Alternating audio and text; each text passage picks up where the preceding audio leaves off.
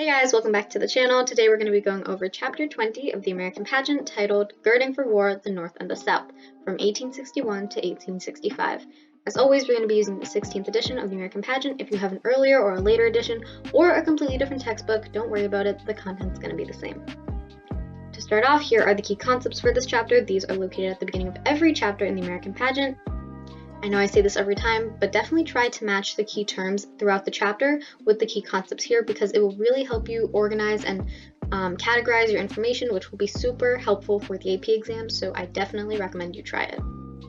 Okay, so let's talk about the beginning of the Civil War, how it all starts. Keep in mind that during Lincoln's inaugural address, he says that there will be no conflict unless the South provoked it, and even after secession, it was still physically impossible for the South to technically separate from the North. So Lincoln's goal was to simply uphold the Union. That's how he projected his goal. He doesn't want to create more problems than there already is, and he's saying if we can work this out amicably, then we'll all be fine, but if the South does something, I will reciprocate. So he's giving a very mild warning here. However, many problems arose over this potential disunity. What would happen if the nation split? How would the national debt be split? How much land would the South take? And how would the rest of the US uphold the Monroe Doctrine and prevent European expansion in the New World without Southern agricultural power and a united republic? In other words, what are the consequences of the disunification of the nation? How dire are these? However, the Civil War really starts with Fort Sumter in 1861. This isn't really a battle even, it's just the way the South responds to it that sort of fuels tensions that eventually become the Civil War. And since the South was taking US arsenals with them as they seceded, Lincoln wanted to protect the two main ones, one of which was Fort Sumter in Charleston. And Lincoln even clarifies to the South that he's just sending provisions to the fort and that there wouldn't be any reinforcements. It was just basic supplies. And he hopes that this will prevent a bigger conflict. But the South sees this as an attack and fight back the expedition that Lincoln sent. Northerners, meanwhile, who initially were okay with letting the South go peacefully, there was some disagreement here, but in general they were okay with letting the South go to some extent, are enraged by this dishonorable act. Meanwhile, let's talk about something really important that Lincoln is keeping in mind during this entire thing, and that is the border states. In order to preserve the Union as a whole, Lincoln has to keep the border states from seceding. These are states that are still in the Union but are slave states. So that includes Missouri, Kentucky, Maryland, and Delaware. If they left, they would increase the manufacturing capacity of the South and give them more men to fight. This also includes Washington, D.C., which is the capital, and if the capital fell to the South, the entire nation would too. So the border states are critical in upholding the Union, and Lincoln realizes this, so whatever he says, he has to play it very carefully. This is a large reason as to why he doesn't initially state, I want to abolish slavery nationwide. And so to ensure that they stayed in the Union, the border states, Lincoln declared martial law in Maryland, where they would suspend regular laws and put up a military government, and stated that his ultimate and only goal in the Civil War is to uphold the Union, not to interfere with slavery. It's critical that you know this. This is going to change as we see the war progress, but for now he's stating, I just want to preserve the Union, nothing else. So Lincoln is walking a really fine line, and if either side suspects that he's leaning one way more than the other, they may secede, and it will cause further conflict and chaos, so he has to be very careful with his wording here. Okay, so let's talk about the advantages and disadvantages that the North had versus the South. These are very important in order to understand the overall successes that either side achieved and their downfalls as well. Okay, so first let's talk about the North, specifically what they had going for them, the benefits. For one, they had extensive industrial resources and manufacturing capacity. They could make a lot. They could make a lot of weapons, anything they would need for war. The South is not so skilled at this. They are, again, highly agricultural. They don't have a great diversification of income, so this part is particularly challenging for them. They also had better transportation, and they were able to quickly send munitions and other supplies. They also had a higher population, which meant that there was more people to fight. Remember, if the border states left, they would provide the South with a lot of much-needed men, and Lincoln has to make sure that doesn't happen. And finally, they have a very powerful navy and an established government on their side. For the South, all they have is the Confederate States of America, and that is barely a government if you can call it one. It really isn't. It's just a group of people who have a shared belief, and they're just acting on it very hastily. However, the North did have some of its own cons. It had some downfalls. For one, it had a lack of good military leadership. That really mostly went to the South. They did have good generals on their side, so they were able to, in some battles, form a better strategy. They also had a lack of purpose. Some just thought, why not just let them go? Like, why are we wasting so much time and money trying to keep these people that we don't like, that don't like us, that have a completely different style of living? And this is going to change slightly as the war progresses. People are going to take slavery as more of like a moral issue that no one should have to go through. Okay, so now let's talk about the South, specifically what they had going for them. For one, they had a sense of purpose. They were fighting defensively. They wanted to uphold their way of life. They didn't want to do work. They just wanted to have the slaves do the work for them, and they couldn't possibly imagine doing work.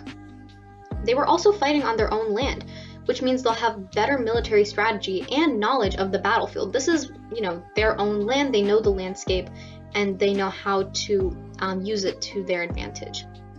So this, along with having better generals, is a good outline for a plan, but sort of like this drawing here, it's really basic, kind of primitive almost. Although they have a strategy, it won't be enough to really fight back the powerful navy and the established government that the North has on their side. You also, again, have veteran military officials like Robert E. Lee, and this is a really important one, King Cotton. Remember, we talked about this. The South thought that, we are the biggest cotton manufacturer in the world, so when we stop producing cotton, other countries are going to help us so that they can get their cotton. So in other words, they're hoping that the international reliance on cotton would help them gain financial aid from other countries. But this isn't going to be true, as we're going to see later. So some cons. For one, they did not have an established navy or a government structure. Again, really just Jefferson Davis and the Confederate States of America.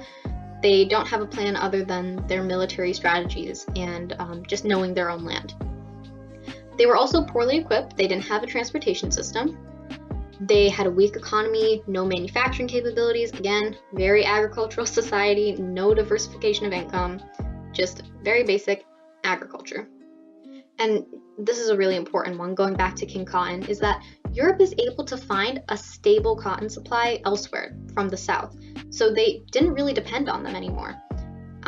They don't want to be seen as supporting this, country, this group of states, I suppose, that is supporting slavery, because they don't support slavery anymore, so they don't want to align themselves with that. So they're going to be able to find cotton elsewhere. Additionally, Britain needed northern grain more, and if they helped the South, they would lose it. They cared more about grain. If they supported the South, the North would cut them off, and they couldn't afford that. Okay, so let's talk about the Civil War and other things that are happening both domestically and internationally that are going to fuel tensions during this time. Domestically, you have the Conscription Act. This was an act that was passed in the North that said that all men aged 20 to 45 had to register for the draft. However, the rich could pay for $300 substitutes to go in their place. Similarly, in the South, you have the 20 Negro Law. This said that any person who owned over 20 slaves would be exempt from fighting. So you're seeing early on that this is going to be a rich man's war and a poor man's fight. The rich are able to buy their way out of getting into the war, getting into the fight, and the poor have to suffer the consequences, which is further going to make especially poor farmers sort of resentful to the southern planter elite who own a lot of slaves. This leads to a lot of riots, most notably the New York City draft riots, where a mob of mostly Irish Americans attacked the wealthy and African Americans, who they also resented because of job competition. So they're attacking African Americans because they're saying, we're literally going to this war because of you. And they also didn't like that they had to compete with them for really menial jobs, very, average jobs, because they were so scarce. Aside from everything happening domestically, there are some foreign affairs you should know about, specifically with the sinking of ships and just in general conflicts between foreign ships. In the larger scheme of things, these aren't really that important to know about, but I did list them out here because there are quite a lot of them, and they could come in handy as outside knowledge or something else when you're writing a DBQ, LEQ, short answer, whatever. So for example, we have the Trent Affair in 1861. A Union warship is sailing near Cuba and stops a British ship, known as the Trent, and forcibly removes 2 Confederate diplomats headed for negotiations in Europe. Britain is outraged, but they don't do much, as Lincoln eventually releases the Confederates. However, Britain does retaliate a little with the Alabama in 1862. You should know that Britain built and manned Confederate warships like the Alabama to raid Union shipping, although by a loophole in British law, they weren't technically considered warships. However, it was eventually destroyed by a stronger Union ship.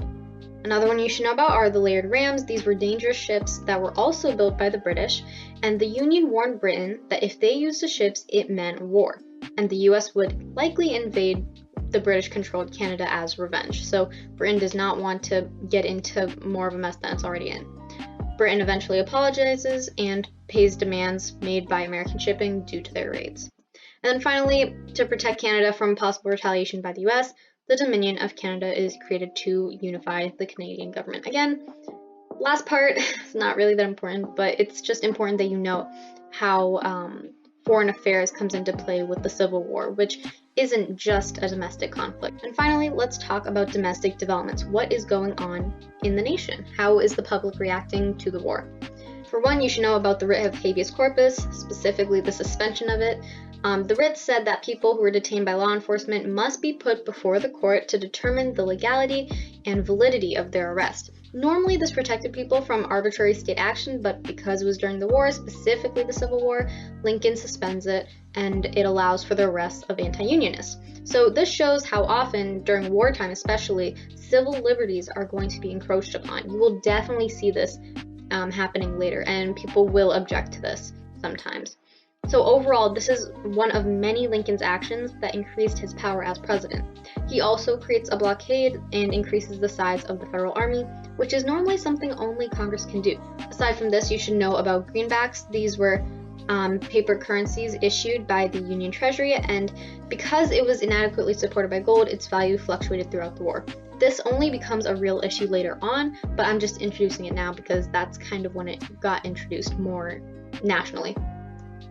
Another thing you should know about is the Morrill Tariff Act in 1861. This increased duties on goods to raise revenue for the Civil War, and it shows how the established government is giving the North an advantage because they're able to enact these laws legally. They are able to make a lot of revenue, and it will further support their cause. Another thing you should know about, not super important in the moment, but it is mentioned in the textbook, is the national banking system. This happens in 1863, and it was initially created to stimulate the sale of government war bonds, but it also created a network of banks that had been originally destroyed by Jackson, if you remember his whole bank war with Nicholas Biddle, and it established a standard banknote currency. Another law you should know about is the Homestead Act of 1862. This federal law gave Western settlers cheap land if they lived on it for 5 years and somehow improved it, like building a house. And so essentially it's making land accessible to thousands of poor settlers and encouraged Western expansion. But the land ended up being infertile and it wasn't very useful. They just really wanted to populate the area. This isn't too important right now, especially since we're talking about the Civil War, but it's just good to know because it does happen during this time. And finally, last thing you should know about is the U.S. Sanitary Commission. This was created by Dr. Elizabeth Blackwell, who was the first woman to graduate from medical college. And it was a government agency that trained nurses, collected medical supplies, and equipped hospitals to treat wounded Union Army soldiers. Many women, like Clara Barton, made nursing a more respectable profession, especially for women. And it really gave women the confidence and organizational skills to propel the women's movement in post-war years. So the women's movement is going to continue being an issue. It's currently sidelined due to the Civil War, but as we'll see in the future, it will become more of a prevalent issue. So yeah, that does it for this chapter. Here are the credits for how we got everything you just saw. Thank you so much for watching. Comment below if you have any questions, and yeah, be sure to like and subscribe, all of that, you know the drill. And yeah, see you in the next one.